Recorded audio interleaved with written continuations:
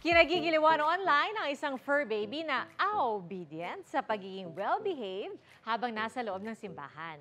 Yan po ang golden retriever na si Boy Boy, na good boy habang nakikinig sa sermon ni Father.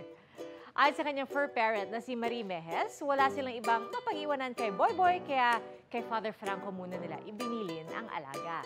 At pati ang mga deboto naaaliw kay Boy Boy dahil sa kanyang pagiging masunurin.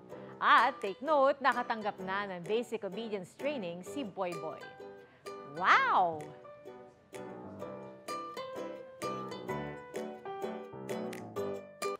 Kapuso, para sa mga maiinit na balita, mag-subscribe sa GMA Integrated News sa YouTube. Sa mga kapuso naman abroad, subaybayan nyo kami sa GMA Pinoy TV at sa www.gmanews.tv.